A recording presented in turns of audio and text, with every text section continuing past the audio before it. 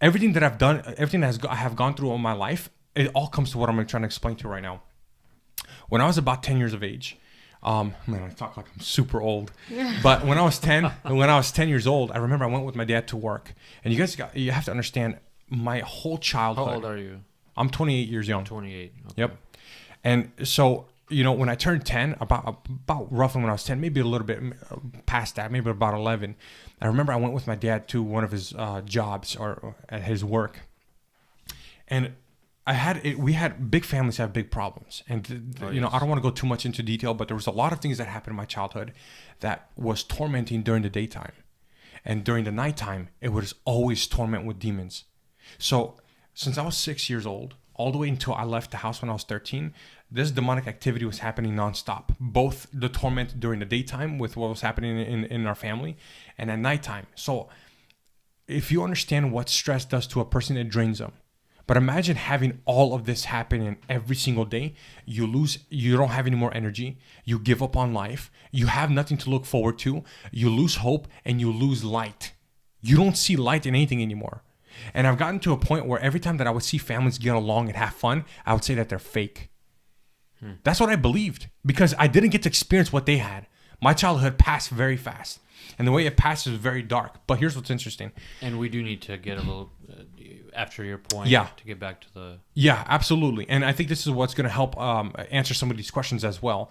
So imagine I'm getting tormented every single night and I'm getting more and more exhausted to the point where I literally feel like I'm about to die. And there's nothing I can do about it. There's nothing that anybody can do about it. There's not the church, not my family, not friends, not even myself. I didn't have anything. And so when I was about 10 years of age, I went with my dad to one of his job sites. I was so done. I was so exhausted. I couldn't breathe.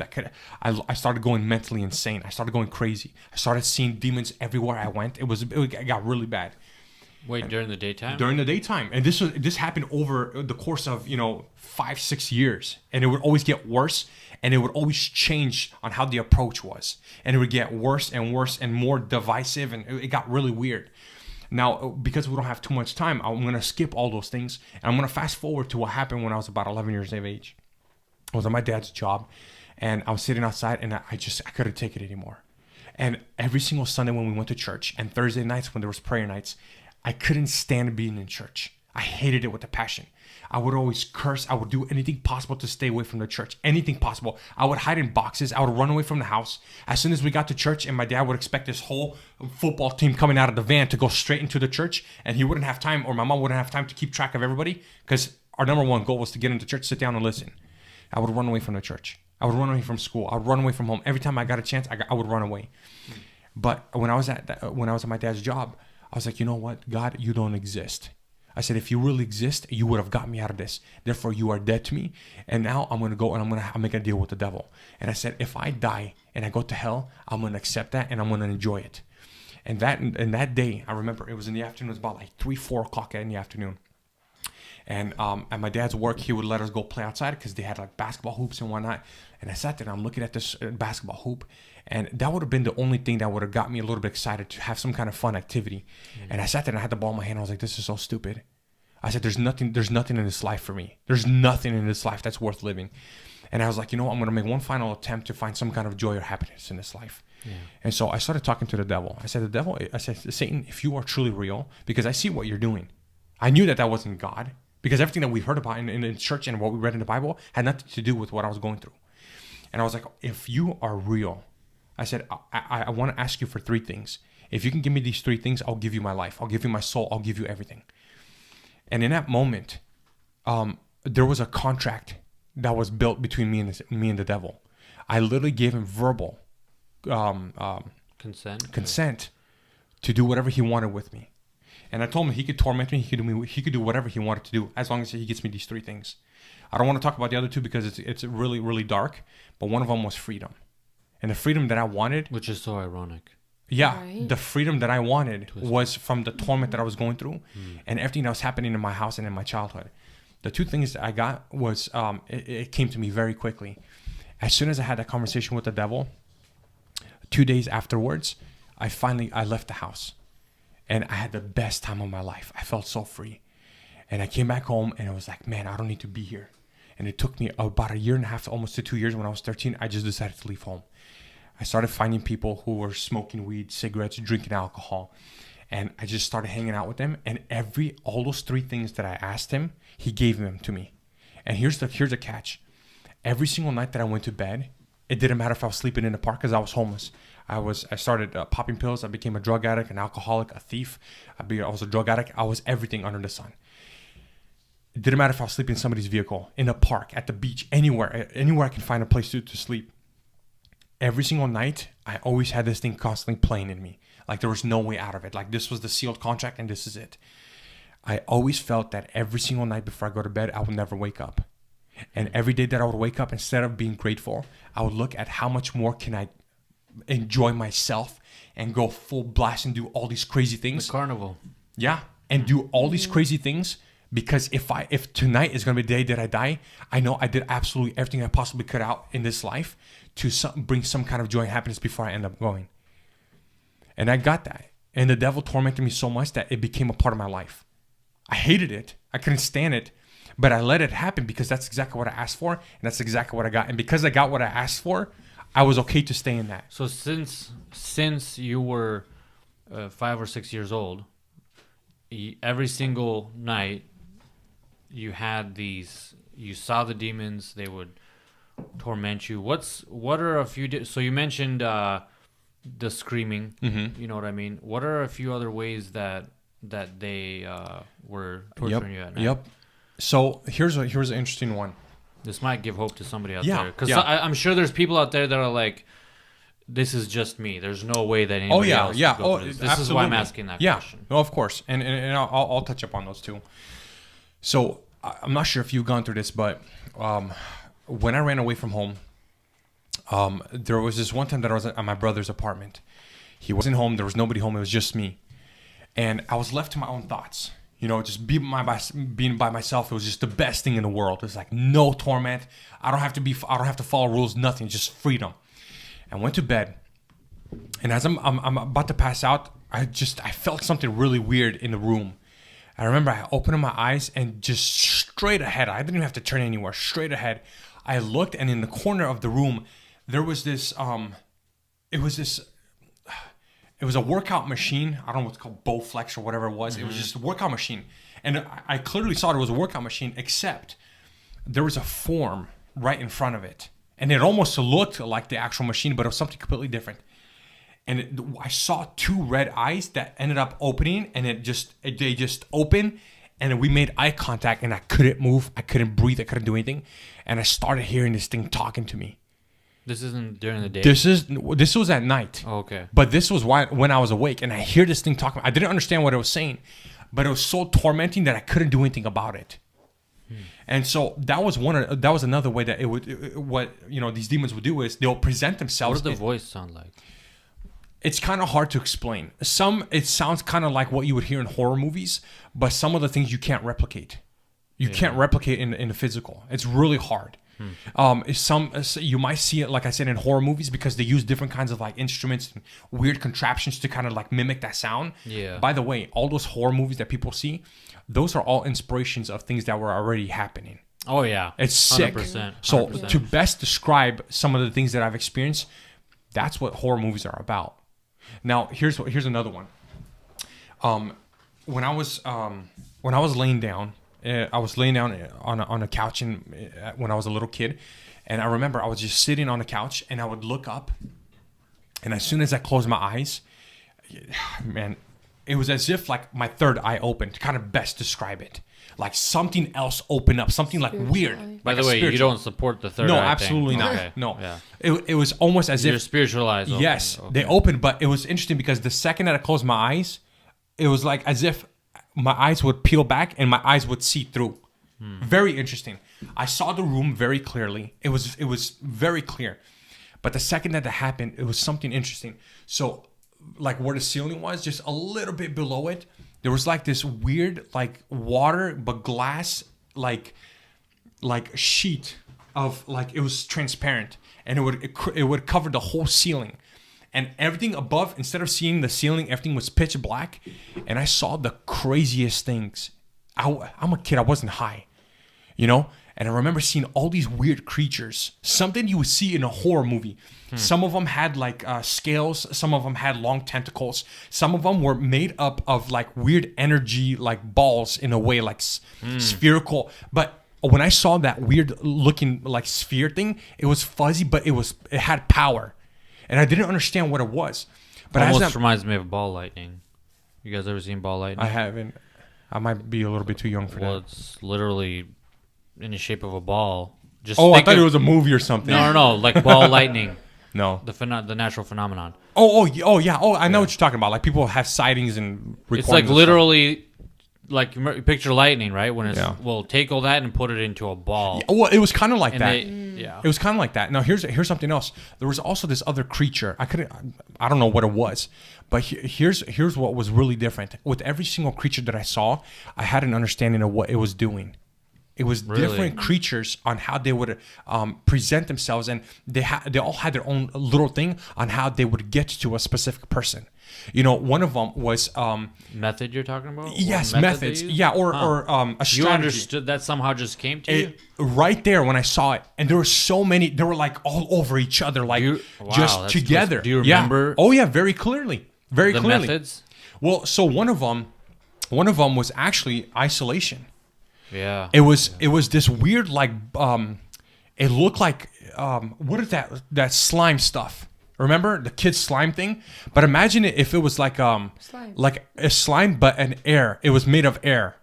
Huh. And it was interesting because as I saw it move, what I understood from that specific one was a person who is in isolation will do anything possible to stay away from confrontation, stay away from talking to people, staying away from building relationships, staying away from anybody, even if it's their own spouse. I've dealt with that. My wife knows this. And this was an issue in my life. And that specific spirit, I knew that it would wrap around that person and hold them comfortable in that position. Why would you want to move from something that you're comfortable in? When you're sitting on a nice, fat, fluffy couch, you don't want to get off of it. That sounds pretty comfortable. That's what I understood from that one. There was another one that was like a weird centipede, except it had I hate legs, centipedes. but it had legs that were arms that Ew. were out of every single like pore or whatever, and it was really Ew. interesting. That was something that attracted a person to follow it. Really? Does that make sense? So the way that that's that weird. form was, it was attractive and it would slither. Something that slithers, it catches your attention. When you look at a snake, you don't want to touch it, but it's kind of interesting to just watch it slither. It's different. And guess what? Yeah. That thing, anytime that it would slither, what I understood was that people will follow. Third question: what makes you so sure that the things that you were seeing was demonic, actually demonic, real, and not a figment of your imagination? Good question. That's a good one. Well, I've actually kind of touched up on that out of everything that I was explaining. When it's a figment of your imagination, you can control that. You can stop it at any time. That's an interesting thought. You can. You know, it's whatever you allow to overtake you. If you made a decision to let it overtake you, you have the power to get rid of it. You know, I've heard somebody say that the enemy is allowed to stay wherever he wants to until you tell him to get out. Now, a figment of imagination is but of a moment. What I've experienced was almost a lifetime. At least what it felt like, and it's So if been it was- consistent for it wa- years. if it was, then it was a really long figment. That's I mean, how else would you It was explain like it? a Yeah. part of you. It was. Here's another thing. Those demons would follow me in my dreams too. You know, a kid would dream about, I don't know, houses made of candy and Right. cotton candy clouds or whatever, Unicorn. or something fun. You know, like good childhood memories. You know, and you know, I wanted to dream like that. I really did. You know, when I would hear about the dreams that my brothers and sisters would share, I was like, man, this is crazy. Like, am I the screw up of the family? Am I like this rotten kid where? Did any other sibling talk about similar experiences? Well, actually, you or- know about one of them that he held everything until I gave my life to God and came back from rehab and had a conversation with him. Only then did he actually start telling me. And here's what's interesting: he actually told me that he never told anybody because he didn't know how to explain it to somebody because he thought that nobody would understand him. Everybody would call him crazy. And, Yeah. Or just Yeah. making it up. Or Yeah, and that ruined his life. That took so many years off of his life. And So these demons would get very strategic, right? They would follow me in my dreams. And I remember very, very, very, very clearly. My brother actually had the exact same dream. He's 2 years younger than me. He had the exact same dream 3 days in a row with me. So I had this dream. My brother had this dream. So both of us had the exact same dreams, the exact same dream 3 days in a row. And in the dream, there were these huge 3 giants. And they were like blue. I don't think the color really matters, but they were really big. They look like mountains, and they looked like a glacier. And they were like 3 huge beings like this, just looking down. And in my dream, I remember I was inside of that room where everything first started. And in the dream, the light in the hallway was the only light that existed in the dream. And in my dream, I understood that I need to run away from these guys, whatever these things are. I got to go down the hall. Down the other hall, because we had it was like an L shape. Go down the hall, go around the corner, run down that hall, and go right into the living room where I could find my mom. My mom was the only person I trusted. She was the only one that I could go to. And while in my dream, I saw this light, and I was like, I gotta run. I'm gonna outrun these things. Here's what's crazy. These demons, with every single time that they would attack, or every single year that would pass, and they would get more, like they would try different things, they always played with my mind, because I always thought that I could figure out their tactics. I never did. And in the dream, they always kept me thinking. They always kept me just going crazy. And some people do lose their minds because they're trying to figure all these things. And by the time they try to figure this one out, of that too. They know you're trying to figure them out. That's why I believe you get multiple personalities. You're tormented in mind thinking, oh, I need to talk like this. I need to think like this. No, they're trying to do this. And you start talking to yourself. Anyways, that's the solution to that is the peace that surpasses all understanding. Exactly. Now, none of this stuff existed in our family. Not because my parents were horrible or, they're from the devil or anything like that, but because it wasn't taught. I don't think my parents were even taught this. They came from communist times. There wasn't really much talk about peace. They were literally living in, war. And it was hard. Now, in a dream, when I would make a run for it, one of them would reach out like this and just, this huge arm would just go, and it would grab me and pull me right back, and it would put me right in front of him again. I was like, man, and I was like, I gotta walk all the way to the corner, and when they can't see me, I'm gonna run. Just a thought in my dream. So I started walking, and as soon as I got to the corner, right when I got to the corner, I made a run for it, and I thought I was smart. I thought I was gonna outsmart these things, and all of them just came after me and just grabbed me and put me right back down. I was like, I can't escape this. The exhaustion was following me even in my dreams. So imagine not getting any sleep many times every night. And when that happened in my dream, imagine being exhausted from all these things in the daytime, at night, and while you're trying to sleep, that you're even exhausted in your sleep. And I was so tormented. I was so scared. I literally felt like a zombie. I literally thought there was no life left of me. I was like, you know what? I'm just going to walk it. I'm going to walk very slowly. I started walking just very slowly. I get around the corner and I wanted to run so bad. I was like, I'm going to do it this time. I was like, I don't want to, but I thought to myself, I was like, I'm not going to do it because I already remember what just happened this last attempt. And as soon as I get to the living room door in my dream, my mom was in the living room where I thought she was going to be, but there was light. The whole living room was lit up. And as soon as I got to the door, I jumped in there and I ran to where my mom was supposed to be. And everything just zoomed out in my dream. My mom wasn't there, but there was light. I never understood that. After I went through deliverance, I kept on revisiting this dream thinking there's got to be some kind of significance to it. There has to be something that I'm missing. Those 3 beings were, for whatever reason, whatever kind of jobs that they had or responsibilities or tasks or assignments from the enemy to torment me, I learned this. When you're under the supervision of the devil, you can't run from him. You don't run from the devil, especially if you belong to him. Look at all these people that, try to change their lives. It's as if it gets even worse when they try to change. In Christ, you make a step and you got to be consistent in it. I've had multiple overdoses where I actually got to walk to the gates of hell, which, hopefully in the near future, I'm able to share this testimony on this podcast. But I remember seeing the hand of the devil actually try to rip out life from me, and I physically felt it in my first overdose. I got to walk to the gates of hell, and that's when the Holy Spirit, God through the Holy Spirit, rescued me. But when I came to Christ and I gave my life to him, what I experienced in the day that I decided to give my life to him, that peace was so different. It was everything that I ever would have thought could bring. It's just so amazing. It's so miraculous. When I got to experience the presence of God, just that one time, it was as if everything that has ever happened to me in my life was okay. But prior to that, anything that didn't matter what I tried, nothing would work. Nothing would give me not even a little slither of hope. But the second that I got to experience the presence of God, that's what attracted me to the kingdom of light. I got to experience the kingdom of darkness. I've seen what demons do. I've interacted. I've talked with them. I even talked to the devil. The devil would talk back to me. He would visit me. Because I would spend a lot of time in other people's places. I remember I was bumming out of somebody's downstairs room. It was just this weird, creepy room. Actually, somebody died in that room.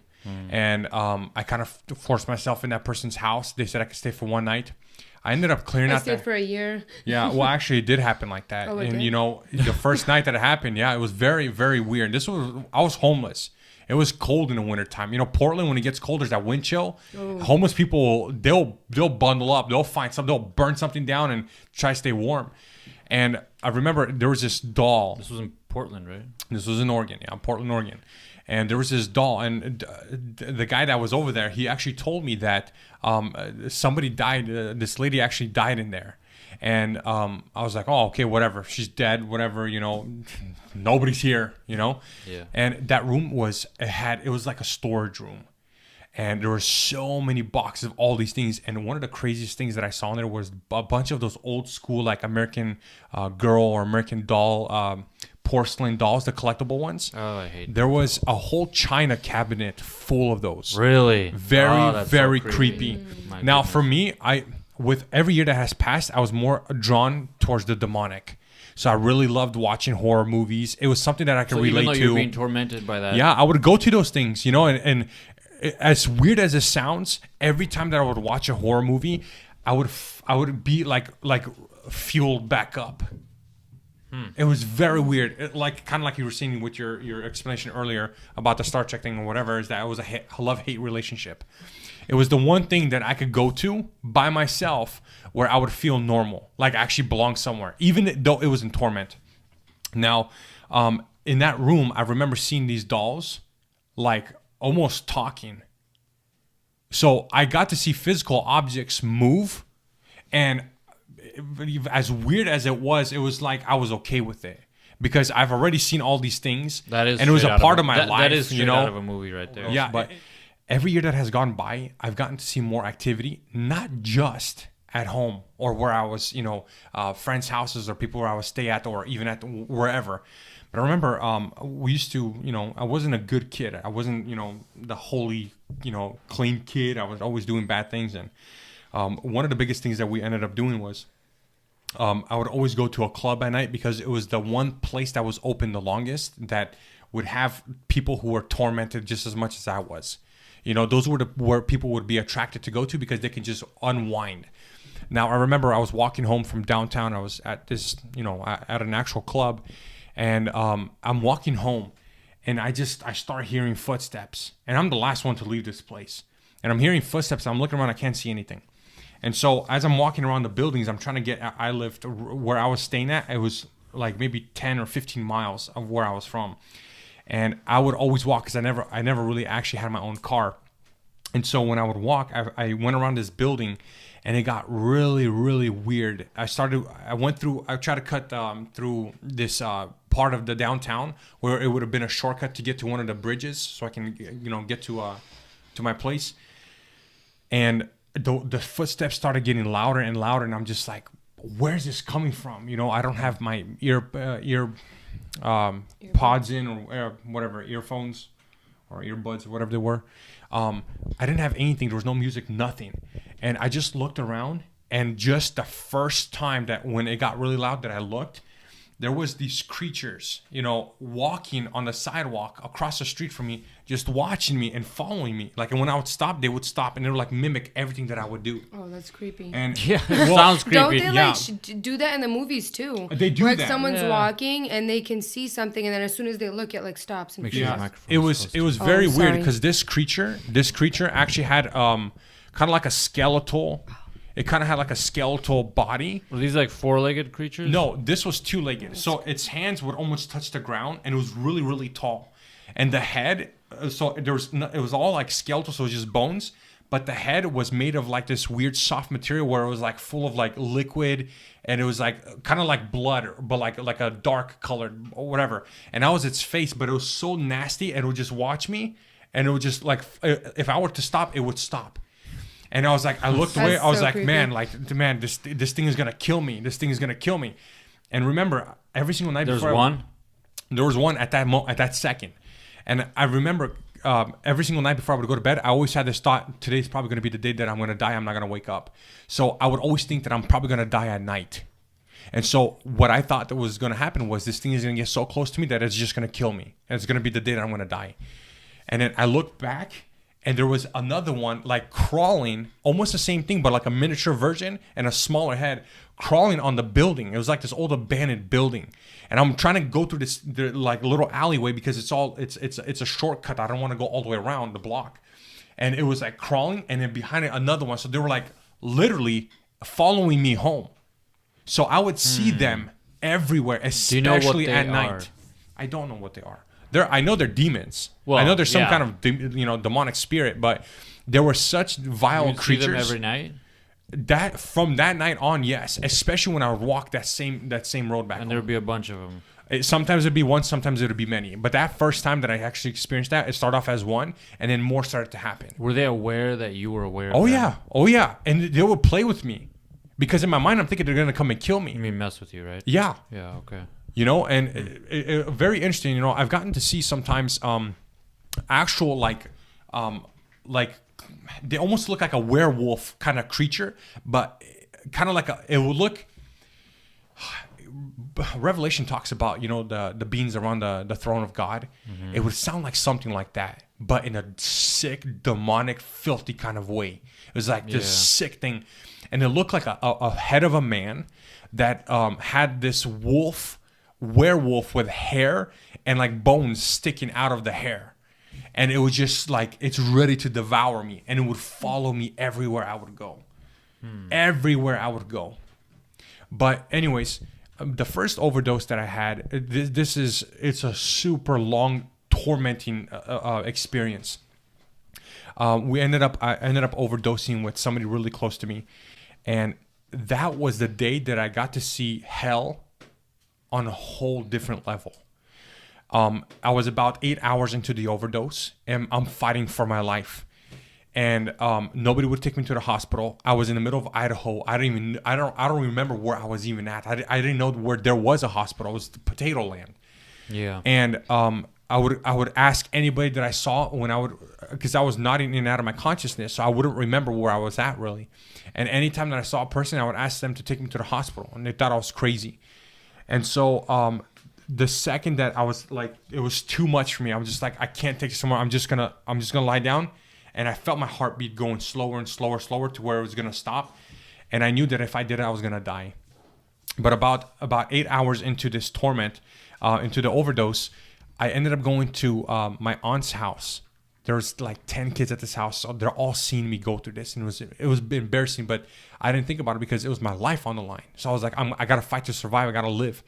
I ended up going to one of the bathrooms downstairs, and I can't move. I'm just like I'm about to die. I gotta stay awake. It's just if I can get to the sink and splash myself with water, just to kind of like boost some adrenaline or something, just to kind of get things going. And I get to the sink, and I look into the mirror, to see what's going on with my face, and I felt something weird in my face. And I look in the mirror, and my eyes were dilated, and there was no more white in my eyes. It was so dilated and so black that I couldn't like. It was as if like something was taking over, and it was causing me to go closer and to look in the mirror and look at my eyes. And this, I've never experienced this before. And this was probably when I was like 16. I think 15 or 16. I ended up looking into my eyes in the mirror in the bathroom. And as I was looking, I saw into my eyes, but inside of me. And while I looked through my own eyes, it was like as if I looked in my own eyes through me, inside of me, and I saw a face of this demon. And he said, I told you I was going to get you. I told you I was going to get you. I got you now. I have you now. And it was so crystal clear. I knew I was going to go to hell. That moment, I knew something was going to happen. That was the end of it. I've never heard any demon say that to me yet. And so I ended up, I was like, that freaked me out. That was very scary. Out of all the things that I've gone through. Was it in your own voice or a different voice? No, it was completely different. It spoke with authority. It spoke with like just, you couldn't talk down to this thing. At least at that point, because I didn't know God, I didn't know Jesus, I didn't know the power that we could have had. And when I went, I was like, I'm gonna die. And I tried to get upstairs, and I'm passing out onto the stairs, I'm falling over, and I'm crawling to the bed upstairs, and I lay down. I was like, I can't take this anymore. I was like, God, you do not exist. You hate me. I hate you. And I started cursing God out. And I said, if you exist, you would have got me out of this. And because of that, I'm going to hell, and I'm okay with it. And I'm going. And I told God, I said, I accept that I'm going to go to hell. And I started closing my eyes, and I hear this voice. I've never, ever, ever heard this kind of voice in my life. It was beautiful. It was like clean, crisp, and fresh. It was saying, hold on, hold on. And as soon as I heard that, I opened up my eyes, and it was weird. It was like, I've never heard a voice like that. I was only used to like dark, sick, twisted, and demonic. And I got up. I was like, this is weird. This is a different experience. And I ended up walking downstairs. I felt like I needed to get away from the upstairs. And I go downstairs, and I stop halfway. And all of a sudden, this big, nasty, like scaly, bony, sharp hand, just huge hand, the size of my body. And it slapped like as if you would feel it. Like somebody, imagine getting a hand a size of a human being and slapping it on the front part of your body, and to start clamping it in to where it's grabbing your soul from the inside and tearing it out of your body. I felt that. And it hurt. Yeah. It hurt. And I could feel like fibers ripping. I was just like, God. And in that moment, I knew I was going to go to hell. Everything started to go like black. I remember still feeling that nasty grip, and it was like tightening. It was like ripping it out of me. And everything started to go black, and I started walking in this darkness. I was still on the steps. I didn't move. I couldn't move. I was paralyzed. And I'm walking, and all of a sudden, it's like this weird tunnel. And I'm walking, and all of a sudden, it's darkness. It's like this tunnel. It's like this pit thing. And I'm getting closer, and I'm starting to see some kind of light, but not like brightness. I started feeling heat. And every step that I took closer, it was intense, just super, super, super intense. And as I got closer, I started to see a form of a fiery gate, like flame, just on fire, and it was boiling hot. And I got so uncomfortable.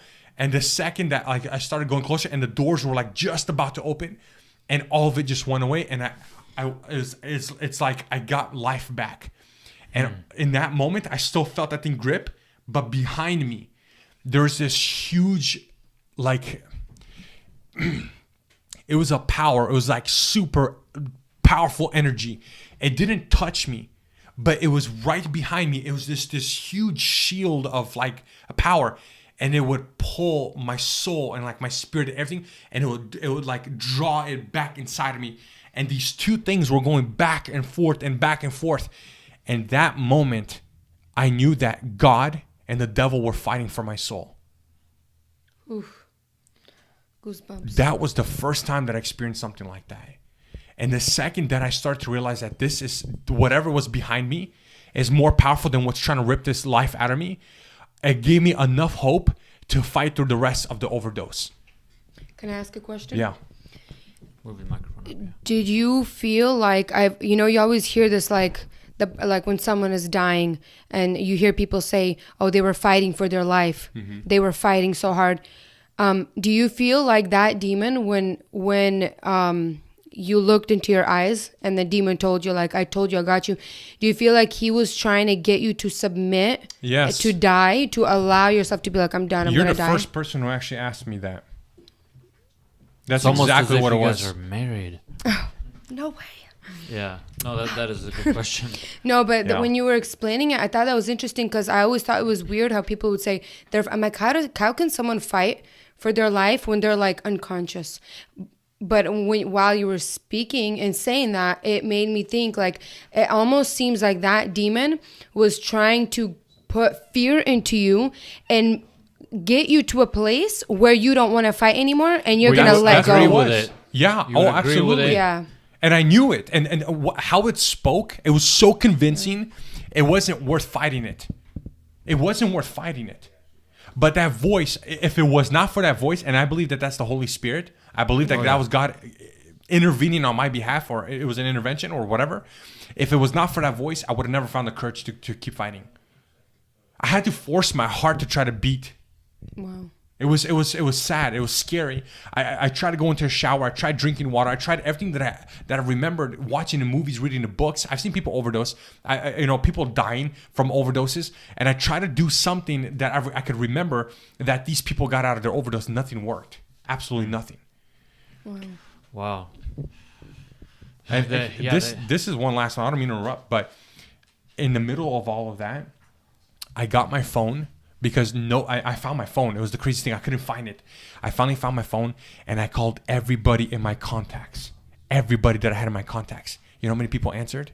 Nobody. I called my mom. I called my dad. I called my brothers and sisters. I even called my ex.